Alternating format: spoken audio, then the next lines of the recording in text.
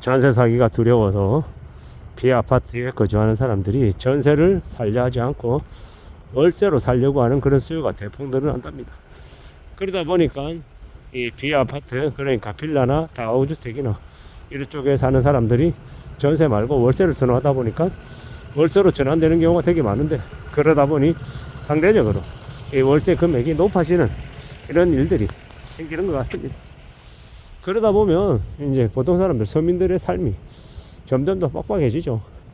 애시당초 전세자금 대출을 무리하게 줬던 게 패착이었던 것 같습니다. 문재인 정부 때 묻지도 따지지도 않고 전세자금을 7억이고 8억이고 왕창 해줬던 그 후폭풍이 지금 이제 불어오는 것 같습니다. 왜 그렇게 방만하게 대출을 해줬나라는 그런 이제 생각이 들죠. 아마도 그러한 짓거리들이 우리네 보통 사람들의 삶을 많이 어렵게 하는 것 같습니다. 정신 바짝 차리고 또 조심하고 살아가야 되는 건데, 너무 빚을 쉽게 내게 조장을 했죠. 그랬던 탓에 너무 많은 사람들이 저 부채를 우습게 생각하게 된 것 같습니다. 게다가 이제 무리하게 대출해줬던 그러한 것들이 이제 우리의 이 간땡이를 너무 키워놨다라고 저는 생각하는 거죠. 앞으로 우리가 살아가며 우리가 염두에 둬야 되고 우리가 대비해야 되는 모습들은 뭡니까? 빚 없는 사회, 빚 없는 가게가 좀 더 많아져야 된다라고 보는 겁니다. 아마도 앞으로 저 대출이 계속 유지되는 게 아니라 개개인의 신용도나 아니면 담보 물건의 담보 가치에 따라서 이 대출 금액이 재산정되면 일부 원금을 상환해야 되는 일들이 벌어진다라는 거죠.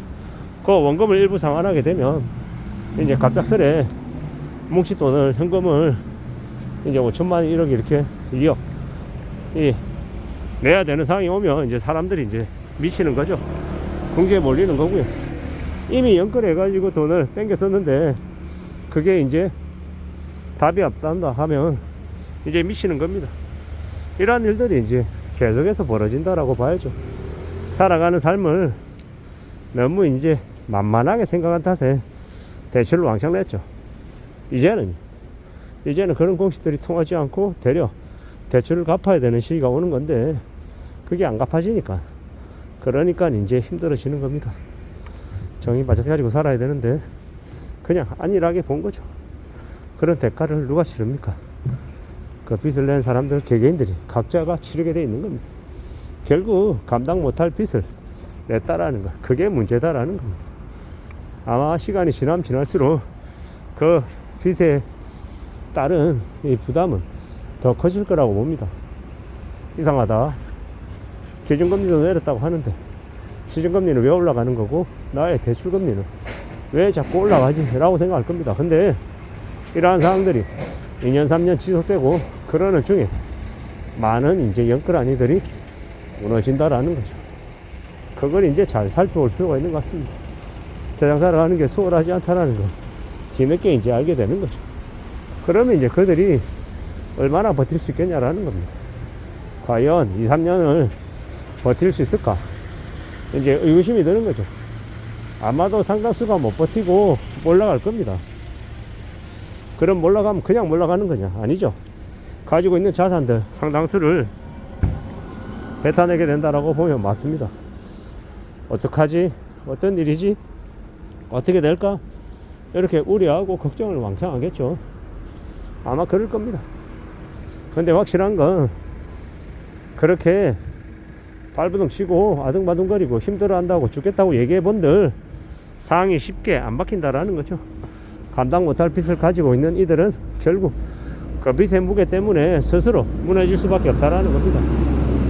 대출을 매우 우려하고 매우 겁내야 됩니다. 쉽고 만만하게 생각하면 안 된다라는 거죠. 근데 쉽고 만만하게 생각한 이들이 와르르 무너지는 겁니다. 이때까지 빚으로 부동산을 받쳐왔다라고 보면 맞죠. 그리고 시간이 지나면 지날수록 그 빚으로 받쳐왔던 부동산은 무너지기 마련입니다. 더 이상 대출이 나오지 않으면 그만큼 이제 상황이 이제 어려워진다라고 봐야죠. 앞으로 더욱 염려스럽고도 고민스러운 상황들은 맞이하게 될 거다라고 봐야 됩니다. 험한 시대를 살아가고 있는데 어떻게 해야 될까요? 어떤 상황들이 앞으로 닥칠까요? 잘 생각하고 잘 따져보며 지내야죠. 결국 누가 뭐라 해도 살아가는 우리네 현실은 절대 쉬운 게 아니다라는 거, 녹록지 않다라는 거 명심해야죠. 그 말고는 답이 없다라는 겁니다. 아니 어쩌자고 무리하게 그렇게 빚을 내냐라는 겁니다. 벌어들인 돈은 3천 4천밖에 안 되는데 빚은 4억 5억을 냈어요. 그래서 갚을 수 있습니까? 못 갚습니다. 못 갚는다라는 거죠. 너무 만만하게 생각한 탓에 너무 많은 일들이 벌어지는 것 같습니다. 정신 바짝 차리고 살아야죠. 두고 봐야 돼. 참으로 쉽지 않은 일들이죠. 어쩌자고 그렇게 무리한 짓거리들을 벌였는가 라는 생각도 들고요. 좀 더 지켜보고 좀 더 살펴봐야겠죠. 꽤나 험악한 일들이 아마 많이 벌어질 겁니다. 뭐 전세 포비아, 뭐 전세 사기 포비아, 그리고 비아파트의 월세와 가속화, 주거 비용 부담 폭증. 결국 그런 얘기를 계속 들으면 들을수록 무슨 생각이 드냐면, 아, 삶이 정말 힘들어지겠구나. 그리고 살아가는 게 더 빡빡하겠구나 라는 생각이 듭니다. 정신 바짝 차리고 살아야죠. 험한 세상을 살아가는데 너무 쉽게 생각하는 이들이 많은 것 같아요. 그렇게 쉽게 생각하면 살아가는 삶이 쉬워지겠습니까? 더 어려워지죠. 더 막막해집니다. 그걸 명심하고 살아야 되는데 참 모를 일이죠. 너무도 많은 사람들이 쉽게 생각하고 좀 너무 만만하게 본 것 같습니다. 결국 그로 인한 충격은 누가 다 감당하겠습니까? 자기 자신들이 다 감당할 겁니다. 감당하기가 참 어려울 거고 참 힘들 텐데 좀 잘 살펴봐야겠죠. 잘 따져봐야 될 것 같습니다. 정신 바짝 차리고 살고 좀 더 대비하고 좀 더 조심하는 것 말고는 길이 뭐가 있을까라는 생각이 들죠.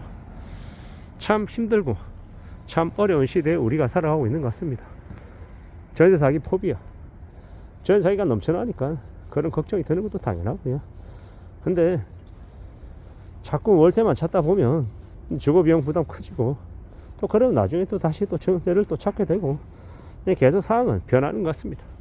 무엇보다도 자신이 감당할 수 있는 범위 안에서 무리하지 않게 대출을 내는 것, 그게 아마 제일 필요한 것 같습니다. 그러한 것들을 더 살펴보고 더 따져보고 살아가야겠죠. 그게 더욱더 필요한 모습인 것 같습니다.